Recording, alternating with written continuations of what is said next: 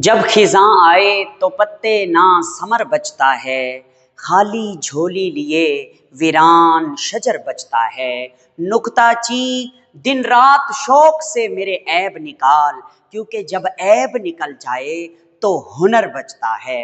और शेर आखिर देखें, इश्क वो इल्मे रियाजी है कि जिसमें फारस दो में से जब एक निकालें तो सिफर बचता है। बिस्मिल्लाहिर्रहमानिर्रहीम। अस्सलाम वालेकुम दोस्तों, आपका sir Zeeshan Haider, FSc chemistry first year, chapter number 7। और खुशखबरी ये है कि आज हम चैप्टर नंबर 7 का आखिरी टॉपिक डिस्कस कर रहे हैं और कल से इंशाल्लाह हम चैप्टर नंबर 8 की जानिब मूव कर जाएंगे। बच्चे अक्सर कमेंट करते हैं कि सर जी आप चैप्टर नंबर 15 शुरू करा दें, चैप्टर नंबर 9 शुरू। बेटा यूँ नहीं होता, हम जिस तरतीब से चल रहे हैं। अब एक बच्चे के लिए मैं पूरी स्ट्रेटजी चेंज कर दूं, क्योंकि देखें ना, जो भी किताब में चैप्टर अरेंज्ड हैं वो तरतीब के साथ हैं। क्यों? क्योंकि हर चैप्टर अगला पिछले चैप्टर से कनेक्टेड हो सकता है, क्योंकि बातें एक दूसरे से जुड़ी हुई हैं। इसलिए हम आगे पढ़ाना शुरू कर दें, पिछले चैप्टर छोड़ दें तो वो जो है ना सही नहीं रहेगा। एक और बात भी है, चैप्टर नंबर 2 जो कि मैंने अपलोड नहीं किया था, वो भी मैं ये किताब ख़त्म होते ही फिर जाके अपलोड करूँगा। और चैप्टर नंबर 15 बच्चे मैसेज करते हैं, वो मेरा यूट्यूब पे ऑलरेडी मौजूद है। वो पिछली फर्स्ट ईयर वाला चैप्टर है, उसमें से 4 टॉपिक जो हैं वो वहीं से हैं, जो कि आप वहाँ से पढ़ सकते हैं। चैप्टर नंबर 2 फर्स्ट ईयर, अगर आप मुझे बताएंगे तो मैं कमेंट में आपको मैसेज भी कर दूंगा कि इसका लिंक ये है।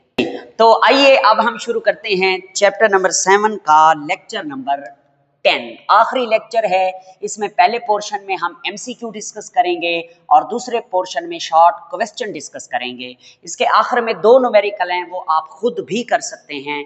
अगर मैंने समझा कि आप ये खुद नहीं कर सकते तो मैं भी करा दूंगा। तो आइए शुरू करते हैं। एमसीक्यू यहाँ पे 13 हैं, टोटल 13 एमसीक्यू हैं। कॉन्सेप्ट के साथ इन्हें स्टडी करेंगे। आपने पूरा चैप्टर मुझसे पढ़ा हुआ है। पहला एमसीक्यू है द रेट ऑफ रिएक्शन। जो रिएक्शन का रेट होता है वो क्या होता है? Increase as the reaction proceed. जैसे जैसे रिएक्शन आगे को चलता जाएगा, रिएक्शन की रफ्तार बढ़ेगी या घटेगी। पहले एमसीक्यू के ऑप्शन में उसने बताया increase as the reaction proceed, और दूसरे में बताया decrease as the reaction proceed, और तीसरे में बता रहा है रिमेन सेम, और चौथे में बता रहा है मे इंक्रीज और डिक्रीज। तो बेटा जानिए, आपने law of mass action 10th class में पढ़ा हुआ है। उसके मुताबिक आपने पढ़ा होगा, लॉ ऑफ मास एक्शन कहता था कि जो रिएक्शन का रेट होता है that is directly proportional to concentration of reactant. अब रिएक्शन है जिसमें A is converted into B, A जो है वो प्रोडक्ट में तब्दील हो रहा है। तो जैसे जैसे रिएक्शन होता जाएगा ना, तो कंसंट्रेशन ऑफ A कम होती जाएगी, A की कंसंट्रेशन कम होगी, B की कंसंट्रेशन बढ़ती जाएगी। तो जब A की कंसंट्रेशन वक्त गुजरने के साथ कम होती जाएगी, यानी रिएक्टेंट A की कंसंट्रेशन कम होती जाएगी, तो रेट ऑफ रिएक्शन भी कम होता जाएगा। शुरू में रिएक्शन का रेट बहुत तेज होता है, वक्त गुजरने के साथ रिएक्शन का रेट घटता चला जाता है। तो इसलिए इसका जो सही आंसर आता है वो है beta, decrease as the reaction proceed. Okay हो गया। अब हम आगे चलते हैं नेक्स्ट एमसीक्यू की तरफ। दूसरा एमसीक्यू देख लीजिए, वो है इंक्रीज। मैंने ना शॉर्टकट में लिखता हूं, आपको पता है, increase temperature of reaction, increase the rate of reaction. Why? वो कहता है किसी भी रिएक्शन का जब आप टेम्परेचर बढ़ा देते हैं तो उसका रेट बढ़ जाता है, उसकी रफ्तार में इजाफा हो जाता है। ऐसा क्यों होता है? उसकी वजह क्या है? उसकी वजह जो है मैं आपको बताता हूं। आपने पढ़ा था कि जब टेम्परेचर हम इंक्रीज करते हैं तो मॉलिक्यूल की काइनेटिक एनर्जी में इजाफा होता है। जब मॉलिक्यूल की काइनेटिक एनर्जी बढ़ेगी तो उनकी हरकत बढ़ जाएगी, जब उनकी हरकत बढ़ेगी तो उनकी कुल्लयन बढ़ जाएगी, उनका टकराव बढ़ जाएगा। मेरे प्यारे बेटे, जब कुल्लयन बढ़ती है तो इफेक्टिव कुल्लयन के चांसेस बढ़ जाते हैं, जिसकी वजह से रिएक्शन का रेट ज्यादा हो जाता है। तो दिए गए ऑप्शन में से जो पहला ऑप्शन है वो करेक्ट है कि बोथ, दोनों, कुल्लयन फ्रीक्वेंसी एंड कुल्लयन एनर्जी, यहां पे मैंने नहीं लिखा, बोथ जो है वो बढ़ जाती हैं। पहले एनर्जी बढ़ती है, फ्रीक्वेंसी भी बढ़ती है और एनर्जी भी बढ़ती है, दोनों चीजें बढ़ जाती हैं। एनर्जी में इजाफा होता है, फिर कुल्लयन की फ्रीक्वेंसी, फ्रीक्वेंसी कहते हैं तादाद को, कुल्लयन की तादाद भी बढ़ जाती है। तो यही इसका ऑप्शन है, ऑप्शन अल्फा। नेक्स्ट एमसीक्यू की जानिब बढ़ते हैं। वो कहता है दो रिएक्शन है, ठीक है, डिफरेंट एक्टिवेशन एनर्जी रखते हैं, ठीक है, एट सेम टेम्परेचर पर पड़े हुए हैं, ठीक है, reaction with lower activation energy will have, ये जो EA होता है ना, ये एक्टिवेशन एनर्जी को जाहिर करता है, हमने आपको अंदर बताया था। तो दो रिएक्शन है, दोनों की एक्टिवेशन एनर्जी मुख्तलिफ है मगर टेम्परेचर सेम है।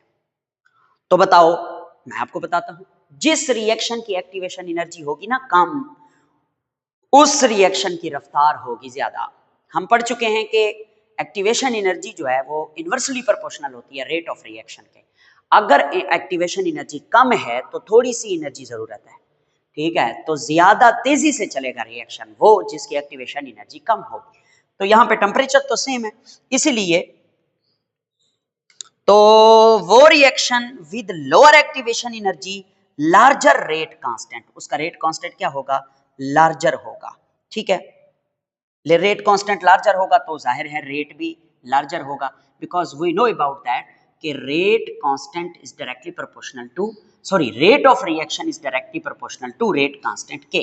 जी हाँ, तो यही इसका आंसर है। नेक्स्ट आगे चलते हैं, वो कहता है the order of reaction independent on concentration, वो कौन सा ऑर्डर है जो कंसंट्रेशन पे डिपेंड ही नहीं करता, या सादा कहूं तो वो कौन सा रिएक्शन है नाना, वो कौन सा ऑर्डर है जिसका के रिएक्शन का रेट कंसंट्रेशन पे डिपेंड नहीं करता। जीरो ऑर्डर रिएक्शन, हमने पढ़ा हुआ है कि जीरो ऑर्डर रिएक्शन में कंसंट्रेशन को चेंज करने से रिएक्शन के रेट पर कोई असर नहीं पड़ता, तो इसलिए इसका सही आंसर जो है वो चार्ली है, जीरो ऑर्डर रिएक्शन।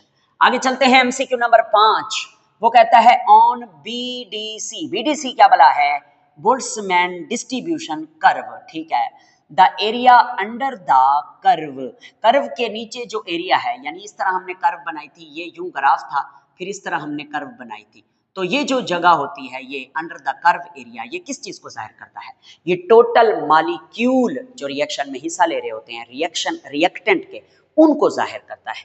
तो ऑप्शन देखते हैं, नंबर 1 एक्टिवेशन एनर्जी को जाहिर करता है, no no, total number of molecules in sample, yes, sample में मौजूद टोटल नंबर ऑफ मॉलिक्यूल को ही ये जाहिर करता है, तो इसका सही आंसर बीटा होता है, बाकी सारे फजूल हैं। वैसे पहले मैं यूं करता था कि सिर्फ एमसीक्यू की स्टेटमेंट लिख के आंसर लिख देता था, अब मैं सारे लिखता हूं ताकि आपको कोई कंफ्यूजन ना हो। मेरा टाइम खर्च होता है, आपका मैं नहीं होने दूंगा टाइम खर्च, घबराना नहीं है पहले पहले तो आपने यही कुछ करना होता है, घबराना नहीं है। On Boltzmann distribution curve the activation energy is represented by, ये जो डिस्ट्रीब्यूशन कर्व हम स्टडी नहीं करते, ये देखो यूं इस तरह से, ऐसे, ये यूं, ठीक है, यहाँ पे वो कहता है यहाँ पे हमने एक्टिवेशन एनर्जी को जाहिर किया था, तो ये वर्टिकल लाइन एक ऐसे लाइन लगाई थी जो हमें एक्टिवेशन एनर्जी के बारे में बता रही थी। आइए ऑप्शन देखते हैं कि हाइट ऑफ द पीक, यानी ये जो पीक की हाइट है, क्या ये हमें एक्टिवेशन एनर्जी के बारे में बताती है, आंसर है नो। आगे आगे आगे, area under the entire curve, इस कर्व के नीचे मौजूद सारा एरिया, क्या ये हमें एक्टिवेशन एनर्जी के बारे में बताता है, आंसर है नो। आगे आगे आगे, vertical line drawn at specific kinetic energy value, yes, यही इसका बेहतरीन जवाब है। ये देखो, ये वर्टिकल लाइन है सीधी सीधी, ये एनर्जी वाली लाइन है, इसलिए ये एक्टिवेशन एनर्जी को जाहिर करती है। नेक्स्ट एमसीक्यू देखते हैं कि if we double concentration the rate become 4 time, अगर आप कंसंट्रेशन को डबल कर दें तो रिएक्शन का जो रेट है वो 4 टाइम हो जाता है। और ये किस ऑर्डर ऑफ रिएक्शन में होता है आप जानते हैं जी, सेकंड, ओबेसली सर जी, सेकंड ऑर्डर रिएक्शन में ही ऐसा होता है। मिसाल के तौर पर हमने रेट इक्वेशन पढ़ी हुई है सेकंड ऑर्डर के लिए, मैं शॉर्टकट लिख रहा हूं, कंसंट्रेशन की पावर 2। फर्ज करें हमारे पास एक रिएक्टेंट है ए इज कन्वर्टेड इनटू बी, यहां पे लिखते हैं कंसंट्रेशन ऑफ ए। अच्छा, इसकी कंसंट्रेशन है 1, आप इसको डबल कर दें, 1 को कितना कर दें, 2 कर दें, तो 2 का स्क्वायर क्या आंसर आएगा 4, तो 4 टाइम नहीं बढ़ेगा रेट, कौन से सेकंड, ऊपर 2 लिखा हुआ है, second order reaction, alpha option is correct 1। आगे देखें आरडीएस, आरडीएस क्या होता है, हम उस्तादों को बीमारी होती है शॉर्टकट लिखने की, आप इसको पूरा पूरा पढ़ेंगे। Rate determining step in multiple steps reaction, एक रिएक्शन है जो मल्टीपल स्टेप्स में हो रहा है, बहुत ज्यादा स्टेप्स में हो रहा है, उन स्टेप्स में कौन सा स्टेप है जो रेट डिटरमिनिंग स्टेप होगा। Obviously slowest step, lowest step, ओ नहीं नहीं नहीं, ऑब्वियसली स्लोएस्ट स्टेप जिसकी रफ्तार बहुत कम होगी उसी को हम रेट डिटरमिनिंग स्टेप का ही नाम देंगे।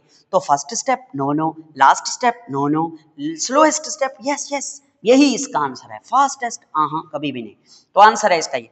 नेक्स्ट देखेंगे मेरे प्यारे बेटे एमसीक्यू नंबर 9 में NO2 nitrogen dioxide carbon monoxide के साथ रिएक्ट करके NO नाइट्रिक ऑक्साइड और कार्बन डाइऑक्साइड बना रहा है। ये रिएक्शन बैलेंस केमिकल इक्वेशन है। अगर आप इसका मैकेनिज्म देखते हैं तो इसमें दो रिएक्शन आते हैं, पहला जो है स्लोएस्ट होता है, दूसरा फास्ट होता है। तो स्लोएस्ट मैंने लिखा हुआ है, फास्ट मैंने नहीं लिखा। स्लो में दो NO2 यूज हो रहे हैं और NO और NO3 बना रहे हैं, तो इसी स्लो को देखकर तो हम रेट इक्वेशन लिखते हैं। तो रेट इक्वेशन अगर आप इसको देखकर लिखेंगे तो ये बनेगी, रेट इज इक्वल टू के NO2 की कंसंट्रेशन की पावर 2। तो डेल्टा में ये लिखी हुई है, delta option is correct one. Next MCQ देखते हैं, हाउ, कैसे presence of catalyst affect the rate of reaction. Catalyst क्या करता है, एक काम, रिएक्शन की रफ्तार को बढ़ा देता है, यानी रिएक्शन के रेट को बढ़ा देता है।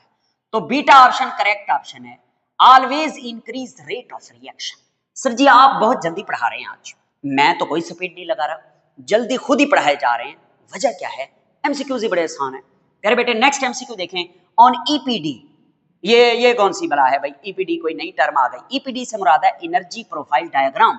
Energy profile diagram presence of catalyst represented by. Energy profile diagram में कैटलिस्ट की मौजूदगी कैसे जाहिर होती है? लोअर पीक से, जो नीचे होती है पीक, तो lower peak show activation energy. MCQ number 11, unit of के डिपेंड अपॉन, किस चीज पे डिपेंड करता है? के का यूनिट डिपेंड करता है ऑर्डर ऑफ रिएक्शन पे। तो यहां लिखा हुआ MCQs, activation energy no no, temperature बिल्कुल नहीं, हाँ C option is correct one, overall order. आखिरी एमसीक्यू देखिएगा, फर्स्ट ऑर्डर रिएक्शन है, ठीक है, हाफ लाइफ है 20 मिनट्स, के मालूम करें। हमने इसका फार्मूला पढ़ा हुआ है, k for first order reaction is equal to, ऊपर आप लिखते हैं कांस्टेंट वैल्यू 0.693 और नीचे आप लिखते हैं हाफ लाइफ, आधी जिंदगी, हाफ लाइफ, ओके लिख दिया। अब मेरे प्यारे बेटे इसे सॉल्व कीजिए। कैसे सॉल्व करेंगे? सर इधर हाफ लाइफ पुट करेंगे, उसकी वैल्यू क्या है? 20 मिनट्स। सर जी आपने तो हमें कहा था कि मिनट हो या घंटे हो पहले उसे सेकंड में तब्दील करें। यहां आपने ऐसा कुछ नहीं करना। क्यों नहीं करना?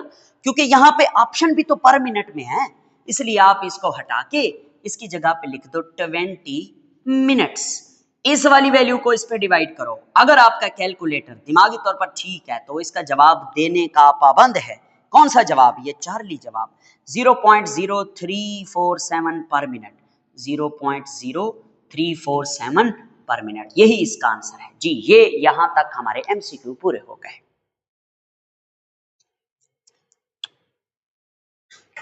अब हम डिस्कस करते हैं एक्सरसाइज का दूसरा पोर्शन, जिसका नाम है शॉर्ट क्वेश्चन।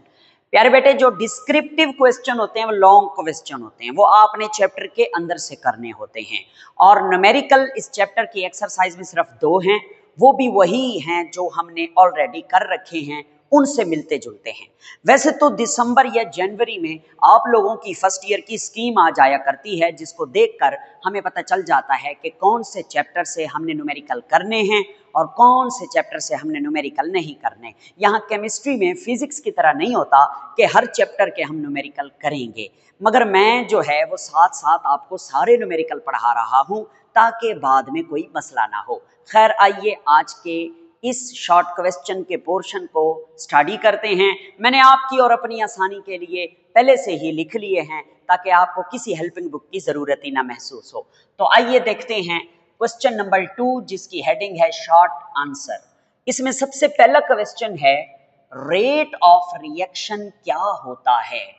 हमारी टेक्स्ट बुक में पेज नंबर 141 के ऊपर आपको इसका आंसर मिल जाएगा। मैंने इसलिए किताब रखी हुई है, मैं निशान भी लगवा रहा हूँ। बच्चे कहते हैं सर निशान लगवाया करें। ये देखें, ये पेज 141 है, इसमें आप देखें रेट ऑफ रिएक्शन में जो पिंक कलर से डेफिनेशन लिखी हुई है ये लिखनी है, उसके बाद नीचे ये 2 फार्मूले लिखने हैं और ये आखिरी लाइन लिख देनी है, where delta x is the change in the concentration of reactant or a product in a time interval delta t। यहां तक आप लिखेंगे तो आपको 2 नंबर मेरे भाई मिल जाएंगे। आइए जरा आगे चलते हैं। नेक्स्ट क्वेश्चन है कंपैरिजन वाले या डिफरेंस वाले, जिसमें उसने हमसे पूछा है difference between enthalpy change and activation energy. ये वाला जो है ये हमने चैप्टर नंबर 6 में पढ़ा है और इसको अभी अभी रिसेंटली हम चैप्टर नंबर 7 में पढ़ के आए हैं। आप खुद भी ढूंढ सकते हैं, मगर मैंने बेहतर लिखा है, कुछ एक्स्ट्रा पॉइंट भी ऐड किए हैं ताकि आपको पूरे नंबर मिल सकें। आप यही मेरे वाला नोट कर लीजिएगा।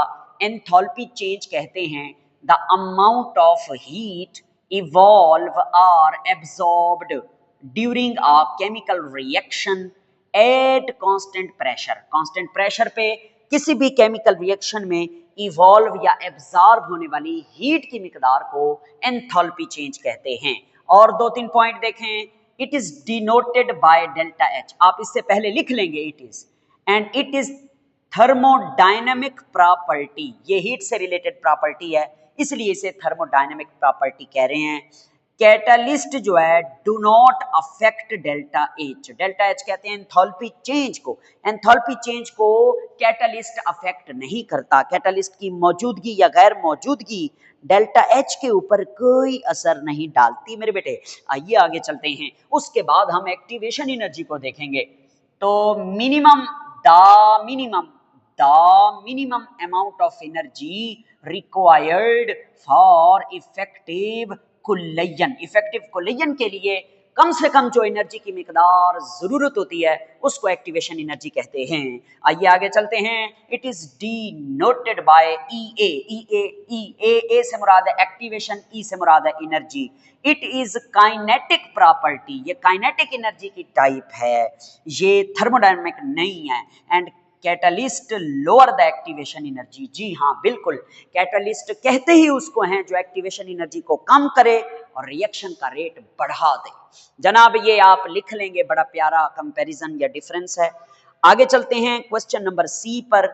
उसमें उसने हमसे पूछा है ऑर्डर ऑफ रिएक्शन और मॉलिक्यूलरिटी में क्या फर्क है। ये जितने भी सवाल मैंने आज लिखे हैं ना, मैंने आपको सारे डिटेल से पढ़ाए हुए हैं। आज मैंने सिर्फ रीडिंग करनी है, मगर वो भी समझा के करेंगे, फिक्र नहीं करनी आपने। आइए ऑर्डर ऑफ रिएक्शन को देखते हैं।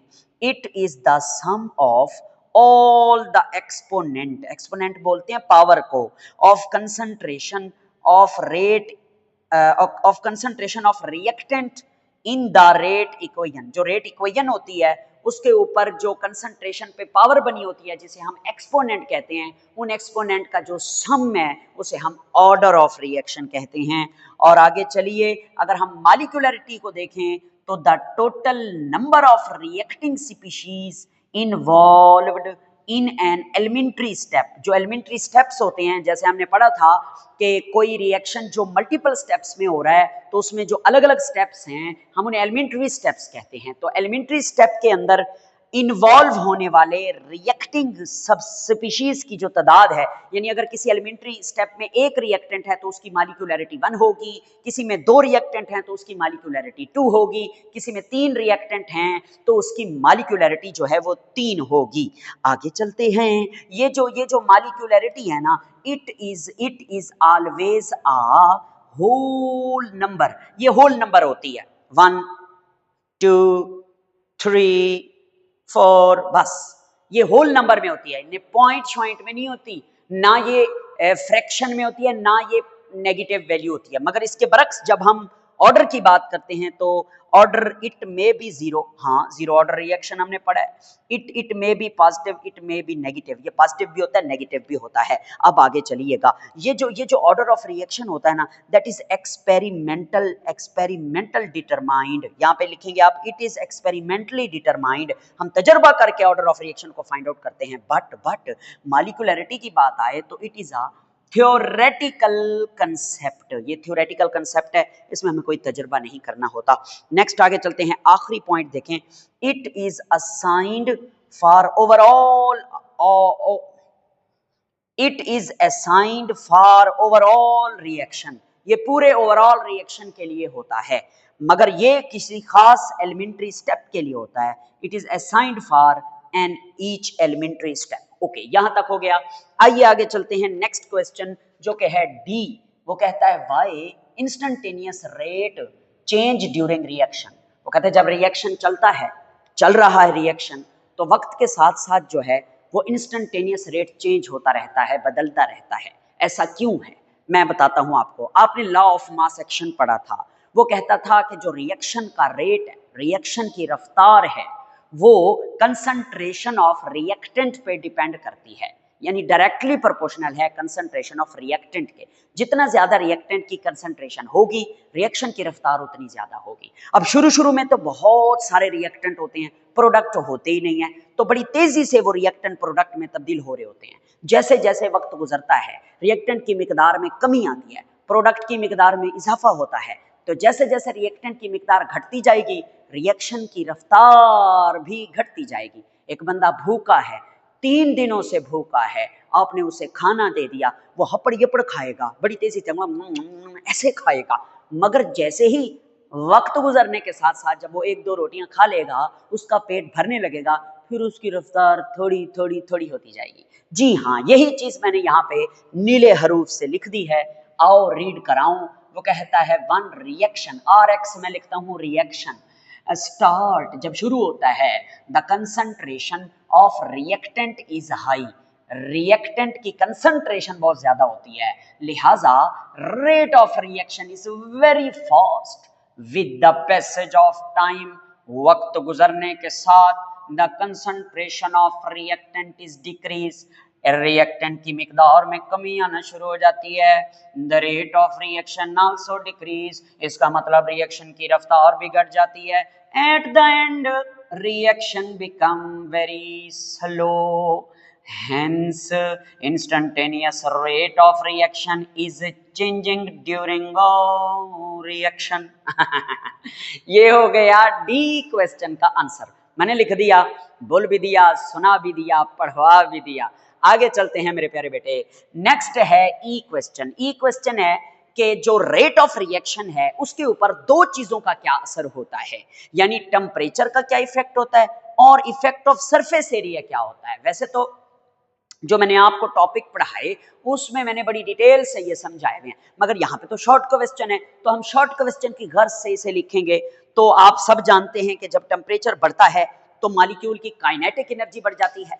अरे जब मॉलिक्यूल की काइनेटिक एनर्जी बढ़ती है तो उनकी आपस में टकराव बढ़ जाता है, कोलिजन बढ़ जाती है। तो जैसे ही कोलिजन बढ़ेगी तो हो सकता है वो कोलिजन ज्यादा इफेक्टिव हो, जिसकी वजह से प्रोडक्ट बन जाएं, तो ऑटोमेटिकली रिएक्शन का रेट जो है वो फास्ट हो जाएगा। तो आइए, यही मैंने लिखा है। मैंने क्या लिखा, मैंने ये लिखा effect of temperature on rate of reaction. क्या molecules at higher temperature have more thermal energy, so they collide more frequently, बड़ी तेजी से और बड़ी अच्छी तरह से, आसानी से एक दूसरे के साथ कोलाइड करते हैं विद ग्रेटर एनर्जी, बड़ी एनर्जी के साथ। So increase in temperature, increase the rate of reaction. बस इतना लिख देंगे, आपको नंबर मिल जाएगा। दूसरा पार्ट देखें इसका कि effect of surface area.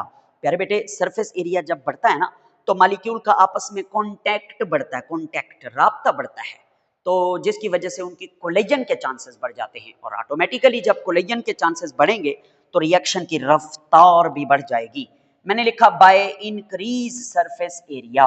Surface area जब हम बढ़ाते हैं, कांटेक्ट बिटवीन, राब्ता बिटवीन रिएक्टिंग मॉलिक्यूल इंक्रीजेस, लिहाजा रेट ऑफ रिएक्शन भी इंक्रीजेस। क्या तुम इसकी कोई मिसाल देना पसंद करोगे?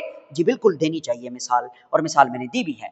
चूने का पत्थर कैल्शियम कार्बोनेट अगर बिग पीस है, बड़ा पत्थर की तरह है, रिएक्ट स्लोली, बड़ी आहिस्तगी से with H2SO4, king of chemical sulphuric acid के साथ चूने का पत्थर कैल्शियम कार्बोनेट बहुत स्लोली रिएक्ट करता है। अगर वो बड़ा पत्थर हो आगे, बट मगर ये रिएक्ट करता है रैपिडली, बड़ी तेजी के साथ, इन पाउडर्ड फॉर्म। अगर उसको रगड़ के आपने उसका पाउडर बना लिया है तो फिर उसका सरफेस एरिया बढ़ गया है और मॉलिक्यूल की आपस में इंटरेक्शन बढ़ गई है, मॉलिक्यूल का कांटेक्ट बढ़ गया है, ज्यादा कोलिजन के चांसेस हो गए हैं। तो इसका मतलब है प्रोडक्ट भी ज्यादा बनेंगे। तो रेट ऑफ रिएक्शन जब ज्यादा होता है तो ही प्रोडक्ट ज्यादा बनते हैं।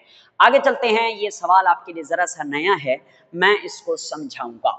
Radio active decay is always first order reaction. ये रेडियो एक्टिव डीके क्या होता है? यूरेनियम का नाम सुना है आपने, जिसकी वजह से हाँ तकरीबन ममालिक जो हैं वो सुपर पावर है, हमारा मुल्क भी सुपर पावर है डॉक्टर साहब की वजह से। तो यूरेनियम जो है ना वो एक रेडियो एक्टिव एलिमेंट है, मतलब वो वक्त के साथ साथ डिके होता रहता है, ख़त्म होता रहता है, आहिस्ता आहिस्ता प्रोडक्ट में चेंज होता रहता है। डिके माने डीकम्पोज, ख़त्म होता जाता है। तो वो कहता है ये जो रेडियो एक्टिव डिके है ना, जो भी चीज़ रेडियो एक्टिविटी में है, मतलब रेडियो एक्टिव डिके में है, मतलब जो भी चीज़ आहिस्ता आहिस्ता अपने आप को वो कर रही है, अपने अंदर से शुआएं खारिज कर रही है और अपने आप को आहिस्ता आहिस्ता डिकम्पोज कर रही है, डिके कर रही है, वो रेडियो एक्टिव डिके कहलाता है। और रेडियो एक्टिव डिके जो है ये फर्स्ट ऑर्डर रिएक्शन होता है। क्यों? उसकी वजह है, हमने फर्स्ट ऑर्डर रिएक्शन की क्या डेफिनेशन पढ़ी थी कि ऐसा रिएक्शन जिसमें रेट इक्वेशन के अंदर जो है सिर्फ एक मॉलिक्यूल हो, एक ही सब्सटेंस हो। तो रेडियो एक्टिव डिके भी तो एक सब्सटेंस की हो रही है, ठीक है, इसलिए ये फर्स्ट ऑर्डर रिएक्शन है। और दूसरी बात भी मैं आपको बताऊं, जो फर्स्ट ऑर्डर रिएक्शन होता है ना उसके लिए जो हाफ लाइफ है वो कांस्टेंट होती है, क्योंकि हमने half life for first order reaction के लिए के का फार्मूला पढ़ा था कि अगर फर्स्ट ऑर्डर रिएक्शन है तो हाफ लाइफ नीचे थी और ऊपर एक कांस्टेंट वैल्यू थी। तो जो भी फर्स्ट ऑर्डर रिएक्शन होता है उसके लिए हाफ लाइफ भी कांस्टेंट होती है, चेंज नहीं होती। हाफ लाइफ कांस्टेंट कैसे? मतलब अगर आपके पास 1 किलो यूरेनियम है, वो कन्वर्ट हुआ आधा किलो में और इसमें लग गए फर्ज क्या करने हैं 7 बिलियन ईयर्स तकरीबन लगते हैं, इसमें बहुत ज़्यादा टाइम लगता है यूरेनियम को कन्वर्ट होने में। तो उसकी हाफ लाइफ कितनी है? 7-10 मिलियन ईयर्स, बिलियन नहीं मिलियन ईयर्स। तो अब हाफ लाइफ एक किलो से आधा किलो में तब्दील होने के लिए कितना वक्त चाहिए? 7-10 यानी 710 मिलियन ईयर्स चाहिए।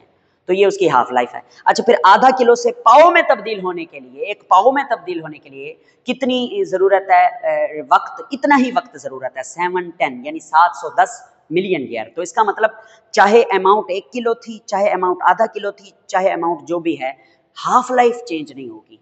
तो फर्स्ट ऑर्डर रिएक्शन के लिए हाफ लाइफ जो है वो चेंज नहीं होती। तो जो मैंने बोला उसको मैंने लिखा हुआ है, आप देखेंगे मैंने क्या लिखा है, the rate of radio active decay depends upon the amount of radio active substance. जो रेडियो एक्टिव सब्सटेंस है उसकी मिकदार पर रेडियो एक्टिव डिके डिपेंड कर रहा है। सिंस चूंकि only one substance is involved in this process, इस रेडियो एक्टिव डिके में कितने सब्सटेंस होते हैं? सिर्फ एक। देयरफॉर लिहाजा it is first order reaction. ये तो पहली बात हो गई, यहां तक लिख दे तो भी 2 नंबर मिल जाएंगे। मगर मैंने एक और बात भी लिखी है, मोर ओवर, इसके अलावा half life time for radio active decay of a particular substance is also constant. किसी खास पार्टिकुलर सब्सटेंस का हाफ लाइफ टाइम भी क्या होता है? कांस्टेंट होता है, वो चेंज नहीं होता। अब आगे चलेंगे, नेक्स्ट क्वेश्चन ज्यादा आसान है, कैलकुलेशन बेस्ड है। जी क्वेश्चन क्या है? जी क्वेश्चन पढ़ लेते हैं इधर से। क्वेश्चन जी है कि एक रिएक्शन है वो सेकंड ऑर्डर है with respect to its reactant। तो how is the rate of reaction affected? उसका रेट कैसे अफेक्ट होगा if the concentration is doubled and reduce to half. अगर आप उस रिएक्टेंट की कंसंट्रेशन को डबल कर दें तो रेट पर क्या असर पड़ेगा? अगर आप उस कंसंट्रेशन ऑफ रिएक्टेंट को हाफ कर दें तो रेट पर क्या असर होगा? देखिए भाई, हमने इसका आंसर लिखा हुआ है, ये आंसर है for a general second order reaction. जो सेकेंड ऑर्डर रिएक्शन होता है, the rate equation is, rate equation कौन सी होती है? ये देखें, ये होती है rate is equal to constant concentration of reactant की पावर 2। ठीक है, ओके। अब देखना, इफ अगर पहला case concentration is doubled, then देखो भाई हमारे पास रेट है, rate equation is equal to k. अगर हम रिएक्टेंट की कंसंट्रेशन पहले 1 थी, अब हमने डबल कर दी, 2 कर दी, तो यहाँ 2 लिखें तो 2 लिखें तो 2 की पावर क्या होगा? 2। तो 2 की पावर 2, आंसर क्या आएगा इसका? इसका आंसर आएगा रेट इज इक्वल टू 4। क्या आंसर आएगा इसका? 4। यानी रेट जो है, क्योंकि 2 का स्क्वायर लें तो 4 आंसर आता है, तो rate is directly proportional to 4, यानी 4 गुना बढ़ जाएगा रेट। अब मैंने आपको पढ़ाया हुआ है। अब दूसरी बात, hence the rate of reaction increase 4 time, लिहाजा जो रिएक्शन का रेट है वो 1 से कितना हो गया? 4 हो गया। दूसरी बात सुने कि इफ अगर concentration is reduced to half, अगर हम कंसंट्रेशन आधी कर दें, मतलब किस तरह से? रेट इज इक्वल टू के, पहले कंसंट्रेशन थी 1, अब हाफ कर दे, हाफ हाफ हाफ, तो इसकी पावर क्या है 2, पावर क्या है 2 है। ओके, इसका आंसर पता क्या आएगा, इसका आंसर का 1/4, 1/4 यानी 4 टाइम कम हो जाएगा rate, hence the rate of reaction decreases to 4 time, 1/4 यानी कि 4 गुना कम हो जाएगा, घट जाएगा। जी हाँ जी, यही जवाब है, ऐसे ही लिख देना है, पूरे पूरे 2 नंबर आपको वो खरीद कर देगा, खुद ही देगा बल्कि। एच वाला क्वेश्चन है, एच वाला क्वेश्चन क्या है, एच क्वेश्चन है what is meant by half life and what is it used for. Half life क्या है और इसे क्यों इस्तेमाल करते हैं। पेज नंबर 155 से आंसर लगवाता हूं आपको, 155 से, मेरे पास जो किताब है उसमें 155 पेज है, उस पे जो है ना, जो हाफ लाइफ मेथड लिखा हुआ है, इसमें पिंक कलर से जो डेफिनेशन लिखी हुई है, पहले तो आप वो लिखेंगे, वो लिखने के बाद अगली लाइन छोड़ देंगे, 2 लाइनें, फिर आप लिखेंगे if the reaction is first order, लिख के ये वाली लाइन लिख के फॉलोइंग वे, ये वाला जो है क्या नाम है, ये रिलेशनशिप लिखेंगे। ये लिखने के बाद आगे एक लाइन आप लिखेंगे, वो लाइन मैं बोल रहा हूं आप लिख लेंगे। इट कैन बी यूज्ड, क्या it can be, half life की बात हो रही है, it can be used to determine the rate constant k for a reaction. Okay, मैंने टाइम बचाया आपका और मेरा। नेक्स्ट क्वेश्चन देखें, एच के बाद आई क्वेश्चन है, why does wood burn more rapidly in pure oxygen than in air. देखें भाई, जब हम वुड को यानी लकड़ी को आग लगाते हैं तो वो जलती है, कैसे जलती है, लकड़ी का रिएक्शन होता है ऑक्सीजन के साथ, जिसको हम कंबस्शन रिएक्शन कहते हैं या बर्निंग कहते हैं, ठीक है। तो वो कहता है अगर प्योर ऑक्सीजन हो तो लकड़ी जल्दी जलेगी, ज्यादा तेजी से जलेगी एज कंपेयर टू एयर। ऐसा क्यों, आपको पता है हवा में ऑक्सीजन कितना होती है, सिर्फ 21%, और अगर प्योर ऑक्सीजन आप 100% दे दें तब क्या होगा, बोलो, 21% ऑक्सीजन है हवा में, तो वहां पे ऑक्सीजन के साथ रिएक्शन करके वुड यानी लकड़ी जल रही है। अगर आप प्योर ऑक्सीजन देते हैं तो बड़ी तेजी से फौरन जल जाएगी। एक सवाल जहन में आता है, बच्चे पूछते हैं सर जी हम सांस लेते हैं तो ऑक्सीजन हमारे जिस्म में जाती है तो नाइट्रोजन नहीं जाती, मगर हवा में नाइट्रोजन बहुत ज्यादा है 78%, ऑक्सीजन कम है 21%, ऐसा क्यों। भाई जी आपको पता है अगर अल्लाह पाक ना इस एटमॉस्फेयर में पूरी 100% ऑक्सीजन डाल देता, नाइट्रोजन ना होती, तो कोई एक शख्स कहीं पर बैठ के एक तीली सुलगाता, दुल्हन माचिस, जिंदगी में आग लगा दे, एक माचिस की डब्बी पे लिखा हुआ था, तो वो ऐसे तीली जलाता और उस एक चिंगारी से पूरी दुनिया को आग लग जाती, पूरा निजाम धर्म भरम हो जाता, क्योंकि प्योर ऑक्सीजन होती है, हर तरफ ऑक्सीजन, ऑक्सीजन तो आग पकड़ती है, ये फायर कैचर है। जी मैंने आंसर लिख दिया है, आइए रीड करवाएं, बल्कि समझा भी दिया है।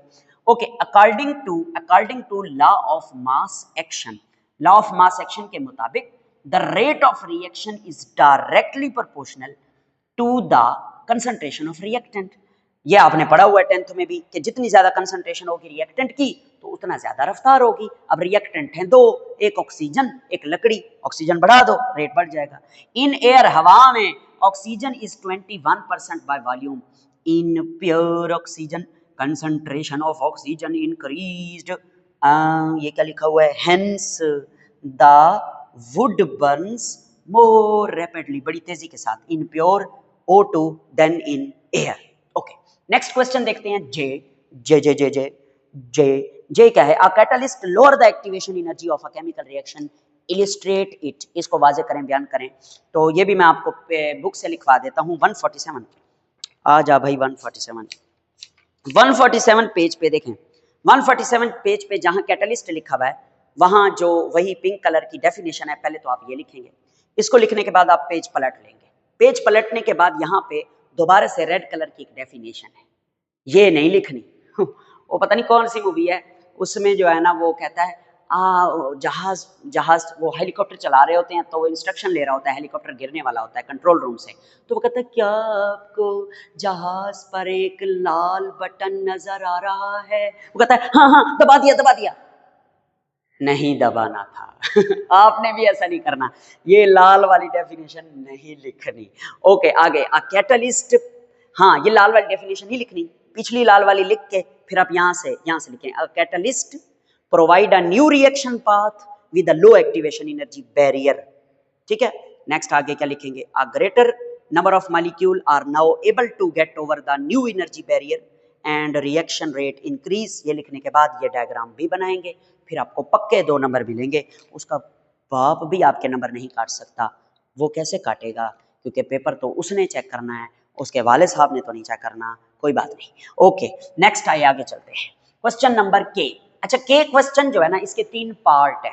अच्छा, फिर मजे की बात, अल्लाह भला करे उसका, K1, फिर के बाद होता है L, फिर होता है M। तो के अंदर पहला पार्ट, L के अंदर दूसरा पार्ट, M के अंदर तीसरा पार्ट। तो तीनों पार्ट जो है ना वो एक ही सवाल के हैं, मगर पेपर में अलग अलग आएंगे। वो आपको वैल्यूज देने का पाबंद होगा।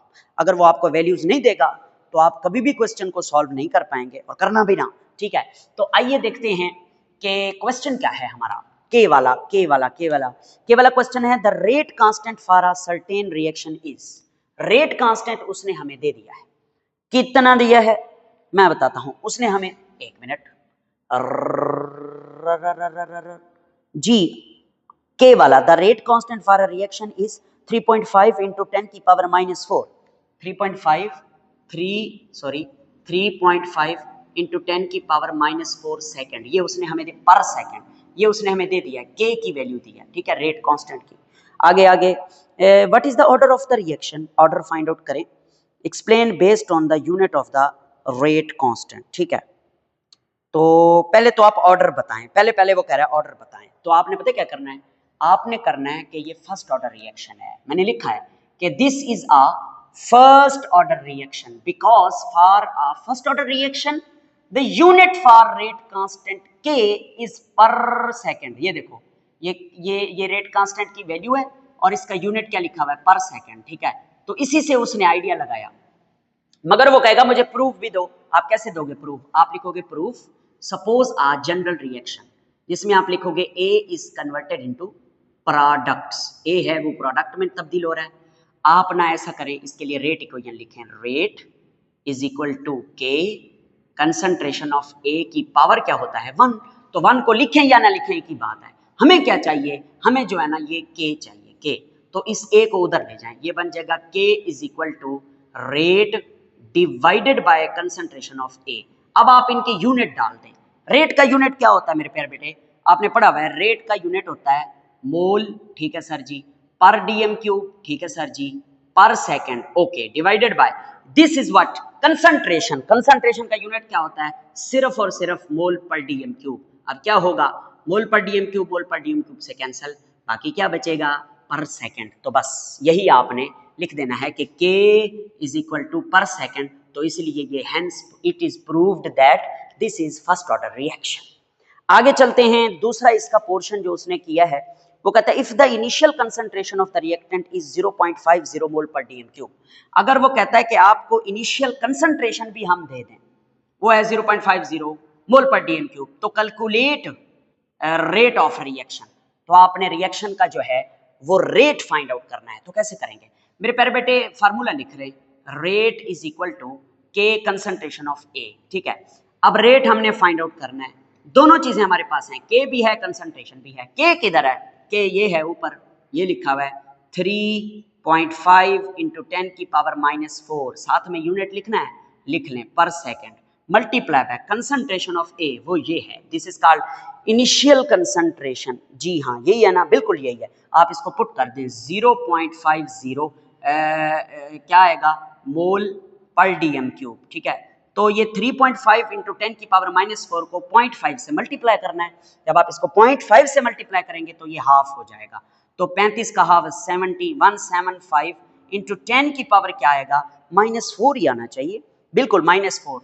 पिछले टॉपिक में मैंने गलती की थी कि मैंने मेरा ख्याल है 3.5 इंटू 10 की पावर -6 को 2 पे डिवाइड करना था, तो मैंने 1.75 तो लिख दिया, मल्टीप्लाई बाय 10 की पावर -2 लिख दिया, हालांकि वो -6 ही था। वो आपने ठीक कर लेना है, वो गालबन मेरा ख्याल है हाफ लाइफ वाले ही टॉपिक में मैंने ऐसा किया है।